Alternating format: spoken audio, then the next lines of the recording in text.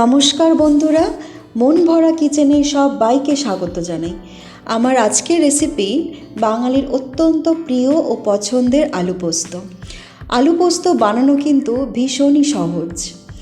আমি কিভাবে আলু পোস্ত বানাই সেটা আপনাদের কাছে আমি শেয়ার করব। যেহেতু এটা শীতকাল, তাই ফুলকপি বাজারে ভীষণই এখন অ্যাভেলেবেল।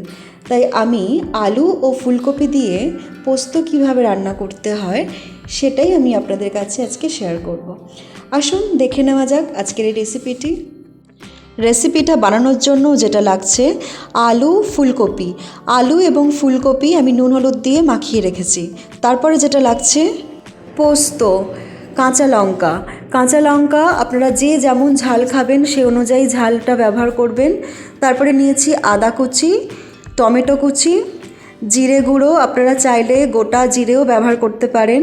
তারপরে নিয়েছি ধনে গুঁড়ো, গোটা ধনেও আপনারা ব্যবহার করতে পারেন।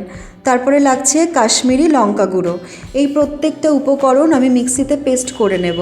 এই জিরে গুঁড়ো এবং ধনে গুঁড়ো আমি সমানভাবেই মিক্সিতে পেস্ট করে নেব।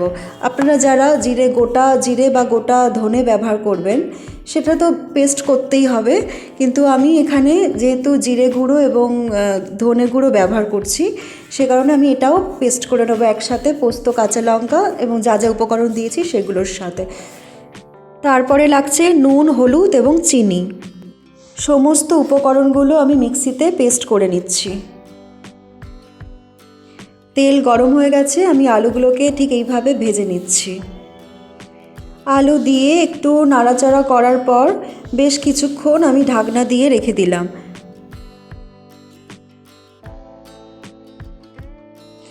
এবার দেখে নেব আলুগুলো সেদ্ধ হয়ে গেছে কিনা। একদম আলুগুলো সেদ্ধ হয়ে গেছে, ব্রাউন হয়ে গেছে, যেমন কালার দরকার ছিল। এরপর আমি আলুগুলোকে তুলে নিচ্ছি। ওই তেলেই আমি নুন হলুদ দিয়ে মাখিয়ে রাখা ফুলকপিগুলো ভেজে নিচ্ছি। ভালো করে নাড়াচাড়া করে ফুলকপি যখন রঙটা চেঞ্জ হয়ে যাবে, একটু সামান্য লাল লাল কালার হয়ে যাবে, তখন আমি ফুলকপিগুলোকে নামিয়ে নেব। কিছুক্ষণ ঢাকা দিয়ে রাখছি যাতে তাড়াতাড়ি ফুলকপিগুলো একটু সেদ্ধ হয়ে যায়। ফুলকপিগুলো একদম ভাজা হয়ে গেছে, আমি এরপর ফুলকপিগুলো তুলে নিচ্ছি। ওই কড়াইতেই মশলা কষানোর জন্য আমি খানিকটা তেল দিয়ে দিলাম। তেল যাতে ছিটকে না যায় তাই আমি একটু নুন এবং হলুদ দিয়ে দিলাম। এরপর বেটে রাখা মশলা আমি দিয়ে দিচ্ছি। মশলা খুব ভালো করে কষিয়ে যখন তেল ছাড়বে তখন আমি আলু এবং ফুলকপি দিয়ে দেব। দেখতেই পাচ্ছেন বন্ধুরা, আমি সমস্ত মশলা দিয়ে দিয়েছি এর মধ্যে, যেটা বেটে রেখেছিলাম সেই মশলা ধুয়ে রাখা জল আমি দিয়ে দিলাম। খুব ভালোভাবে নাড়তে হবে, খেয়াল রাখতে হবে যাতে মশলাটা পুড়ে না যায়।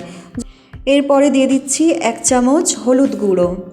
তারপরে দিচ্ছি নুন আপনারা যে যেমন খান সেই অনুযায়ী আপনারা নুনটা দেবেন।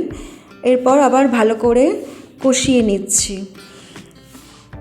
কালারটা সুন্দর আসার জন্য আমি দিয়ে দিলাম 1/2 চামচ কাশ্মীরি লঙ্কা গুঁড়ো। কাশ্মীরি লঙ্কা গুঁড়ো যে কোনো রান্নাতেই খুব সুন্দর একটা কালার এনে দেয়।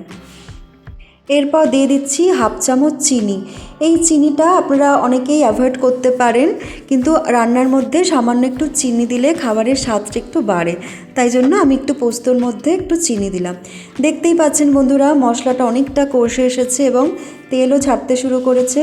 এরপর আমি দিয়ে দিলাম ভেজে রাখা আলু এবং ফুলকপি দিয়ে মশলাটা আবার ভালো করে নেড়েচেড়ে নিতে হবে যাতে সমস্ত মশলা আলু এবং ফুলকপির সাথে লেগে যায়। খুব ভালোভাবে মশলাটা নেড়েচেড়ে নিলাম। এরপর আমি আরেকটু নুন দিয়ে দিলাম। নুনটা দেবার পর আমি আবার ভালোভাবে নেড়ে নিচ্ছি যাতে সব কিছুর সাথে নুনটা ভালোভাবে মিশে যায়। এরপর আমি দিয়ে দিচ্ছি 1 গ্লাস পরিমাণ জল। এই জলের পরিমাণটা আপনারা যে যেমনভাবে ঝোল রাখতে চাইছেন সেই পরিমাণ আপনারা জল দেবেন। আমি যেহেতু এটা একটু মাখা মাখা রাখতে চাইছি সেই কারণে 1 গ্লাস মতো জল দিলাম। আমার রান্নাটা একদম রেডি হয়ে গেছে। এবার এটা আপনারা লুচি, পরোটা, ভাতের সাথে খুব মজা করেই খেতে পারবেন। রেসিপিটা কেমন লাগলো অবশ্যই জানাবেন। যদি ভালো লাগে তাহলে বাড়িতে অবশ্যই ট্রাই করবেন। আমার চ্যানেলের নতুন বন্ধু হলে অবশ্যই চ্যানেলটাকে সাবস্ক্রাইব করে রাখার অনুরোধ রইল। নতুন এরকম ভিডিও পাওয়ার জন্য অবশ্যই পাশে থাকা বেল আইকনটিকে প্রেস করে রাখবেন। আজকের মতো এই পর্যন্ত। সবাই ভালো থাকবেন। ধন্যবাদ।